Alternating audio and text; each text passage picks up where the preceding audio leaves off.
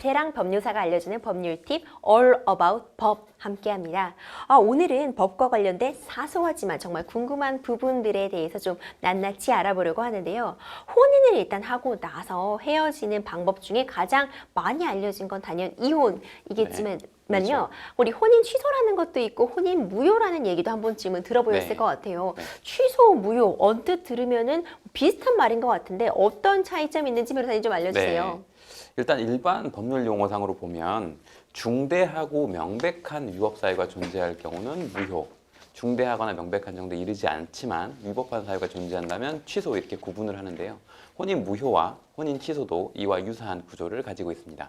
그렇군요. 우리가 일상생활에서는 좀 통용해서 사용하고 있잖아요. 네. 그 무효야, 그 취소야 이렇게 얘기하곤 하는데 법률적으로는 그 의미가 좀 다르다고 보시면 될 것 같아요. 하나씩 살펴보도록 하겠습니다. 변호사님, 그럼 먼저 혼인 취소에 대해서 좀 얘기를 해볼게요. 네. 혼인 취소가 가능한 경우가 뭔가 법률에 따로 나와 있는 거죠? 네, 맞습니다. 민법 제816조에서 6가지의 경우에 대해서 혼인 취소 사유를 정하고 있는데요. 첫 번째는 만 18세 혼인 정령의 위반, 두 번째로는 미성년자나 피성년 후견인처럼 혼인의 동의가 필요한 경우에 동의 없는 혼인, 세 번째로는 6촌 이내의 혈족의 배우자, 배우자의 혈족의 배우자, 기타 사유들이 포함된 경우가 있고요. 네 번째로는 중혼 사유가 있는 경우, 배우자 있는 자와 다시 결혼하는 걸 말하고요.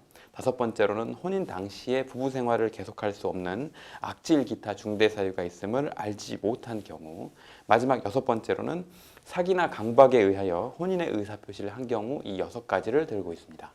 그렇군요. 변호사님이 6가지 사유들을 설명해 주셨는데 전 이 마지막 사유가 좀 눈에 띄어요. 사기 강박에 의한 혼인의 의사표시를 한 경우에 취소를 할 수 있다. 이렇게 말씀해 주셨는데 이게 좀 흔히 말하는 사기 결혼이라고 볼 수 있겠네요. 그렇죠. 네.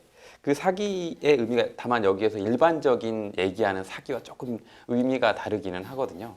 여기에서 얘기하는 사기란 혼인 의사를 결정시킬 의도로 혼인 당사자 중에 일방 또는 쌍방한테 허위의 사실을 고지해서 이들을 착오에 빠뜨려 혼인 의사를 결정하게 하는 거를 말합니다.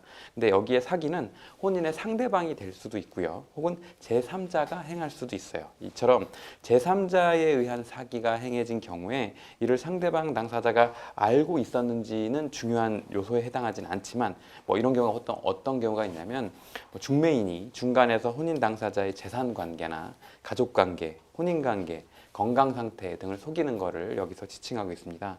그런데 사기를 이유로 해서 혼인이 취소까지 되기 위해서는 사기로 인하여 생기는 착오가 결혼을 결심하는 데 있어서 결정적인 요소로 볼 수 있을 정도로 혼인 생활에 영향을 큰 부분이어야만 하고요.